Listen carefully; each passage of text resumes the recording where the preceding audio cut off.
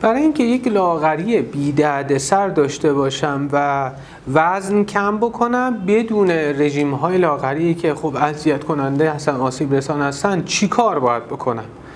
دکتر احسان میرزایی هستم، نویسنده و مدرس حوزه طب سنتی. حتما با این ویدیو در خدمت شما هستم بابت مسائل چاقی. ببینید الان خب مسئله چاقی و رفع معضلش واقعا همه‌گیر شده. خیلی ها دنبال لاغری هستن و کمتر کسی هستش که دنبال چاق شدن باشه.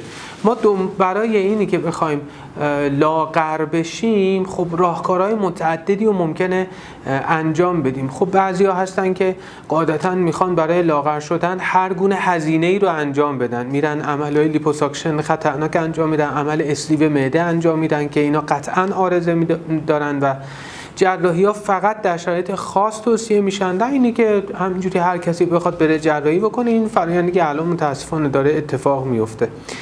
میدونید چرا انقدر فضای درمان چاقی و لاغر شدن و اینها زیاد شده؟ به خاطر اینکه فرهنگ باربیزاسیون باب شده. خب این باربی شدن و لاغر شدن بدون در نظر گرفتن مزاج افراد که در طب سنتی در نظر گرفتن مزاج افراد بسیار اهمیت داره. خب شما معمولاً به مزاجتون اهمیت نمیدید، مزاجتون رو نمیدونید و رعایت اون مسائلی که بابت مزاجتون هست رو ندارید.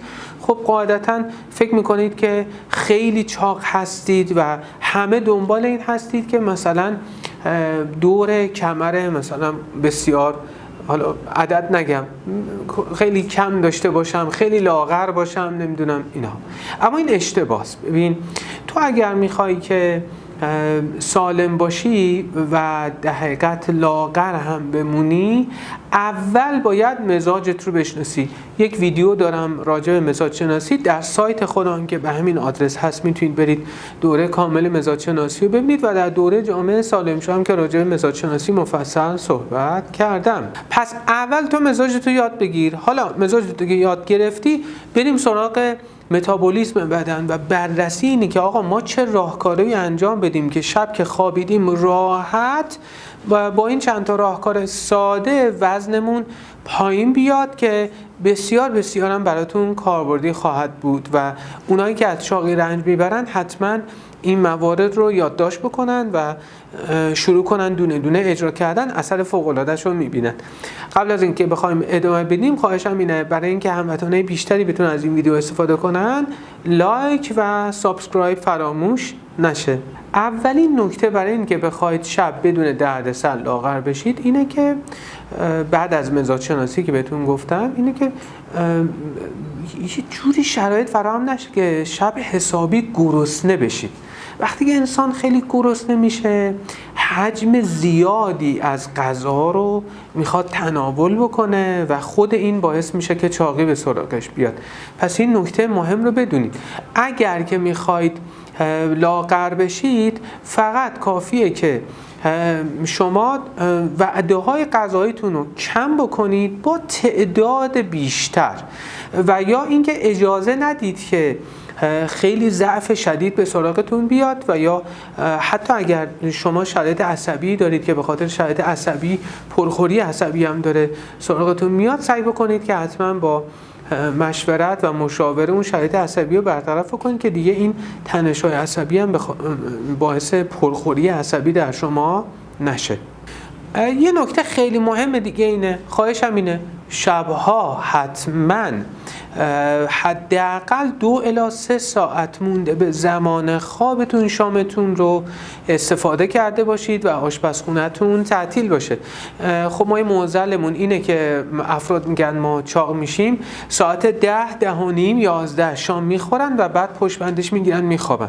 خب بیماری‌های متعددی ایجاد میکنه. حکما مکرر در کتب اصیل طب سنتی توصیه کردن که نباید روی غذا خوابید. خب یکی از عوامل اصلی غلظت خون کبد چپ، رفلاکس های شدیدی که ایجاد میشه به خاطر خوابیدن روی غذاست.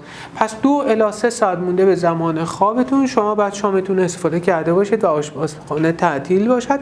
خود این تو فرآیند لاغری بسیار به شما کمک خواهد کرد. اگر میخواید از کربوهیدرات ها استفاده بکنید، البته ما برای لاغری توصیه میکنیم که از کربوهیدرات ها کمتر استفاده بشه. پس مثلا اگر میخواید سیب زمینی استفاده کنی، ماکارونی استفاده کنی، برنج استفاده بکنی، اینو بگذار برای وعده نهار و بعد برای شامت از دسته پروتئین ها استفاده بکن. حالا میتونی پروتئین های گیاهی مثل فسنجان بادام، فسنجان گردو برای سرد مزاجا و یا اینکه از پروتئین های حیوانی استفاده کنیم، مثلا گوشت گوسفند. منتها خب دیگه اون رو با برنج استفاده نکن و یا اگر میخوای برنج استفاده کنی برنج کمتری رو استفاده کن. خود کمتر استفاده کردن برنج در شب در فرآیند لاغری بسیار بهتون کمک میکنه. یه نکته هم بهتون بگم، ببین اگر میخواید لاغر بشید، توی ویدیوی دیگه راجع به نان صحبت کردم.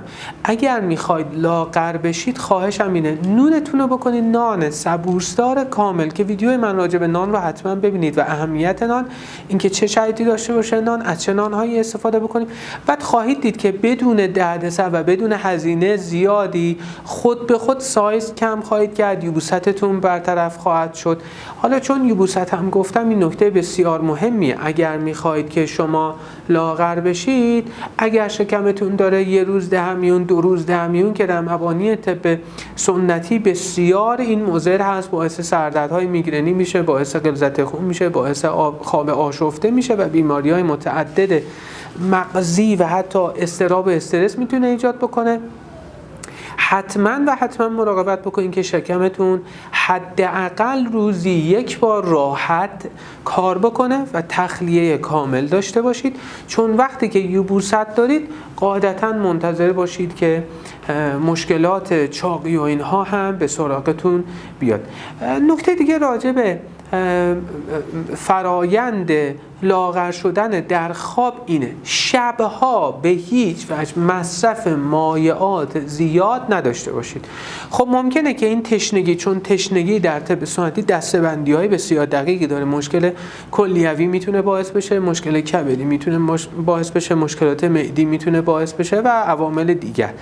منتها این خیلی مهمه که شما شبها مصرف مایعات زیاد نداشته باشید. خب وقتی که مصرف مایعات زیاد داشته باشید، برودت یا همون سردی رو بدنتون غالب میشه و خود اون هم چاق کننده است. به خصوص غذا خوردن و یا آب خوردن نیمه شب و صبح ناشتا، که من شنیدم حتی در برخی از منابع ویدیویی که وجود داره، برخی از فعالان طب سنتی دارن به استفاده از آب ناشتا یا آب جوشیده ناشتا یا آب جوش ناشتا دارن توصیه میکنن. کاری بسیار خطرناکه. هیچ کدوم، میدونید که من آدم علمی هستم، هر حرفی که دارم براتون میزنم به اساس سندی در حوزه طب سنتی هست.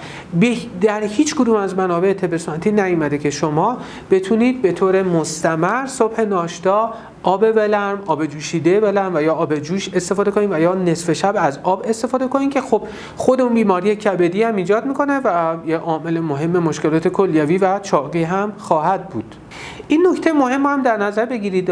برای ما باب شده که خب صبحونه، ناهار، بعد شام نخوریم. اشتباه محضه. حتما وعده شام رو استفاده بکنید، منتها گفتم با فاصله باشه و میزان مصرف شامتون یه مقداری محدودترش بکنید. تحقیقات نشون داده که ورزش کردن در طول روز چون باعث افزایش متابولیسم بدن و بالا رفتن حرارت در بدن میشه، اثرش رو بر روی بدن تا تقریباً بین 14 الی 16 ساعت میگذاره. پس توصیه میکنیم که ورزش روزانه داشته باشید و با همین ورزش روزانه‌ای که بین 15 الی 20 دقیقه باشد اما مستمر، شما حرارت رو در بدنتون افزایش دادید و افزایش متابولیسم بدن مساوی است با لاغر شدن بدون دردسر در شبها و شما خواب که هستید به راحتی چربی ها شروع میکنن به ذوب شدن و شما لاغر خواهید شد.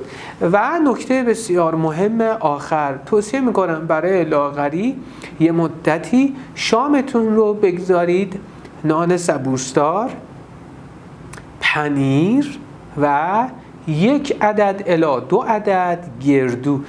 استفاده از نان، پنیر و گردو چون که باز افزایش دهنده متابولیسم بدن، گرم کننده کبد و کلیه هست و البته این نام بگم گرم مزاج ها مراقبت بکنن گردو رو زیاده روی نکنن که اذیت نشن و اگزما و خارش پوستی و جوش و اینها به سراغشون نیاد. خود این حرارتی که این ترکیب فوق العاده داره ایجاد میکنه چند تا منفعت داره. 1 استخوان سازه، 2 هاضوم هضم کننده غذاهای در طول روزه، پس بسیار یک دوست عالی برای بدن هست نان و پنیر گردو. و 3 چون هاضومه یعنی هضم کننده است خودش در فرآیند لاغری به شما کمک خواهد کرد. این ویدیو رو حتما برای اون دوستانی که علاقه‌مند لاغری بی دردسر داشته باشند ارسال بکنید.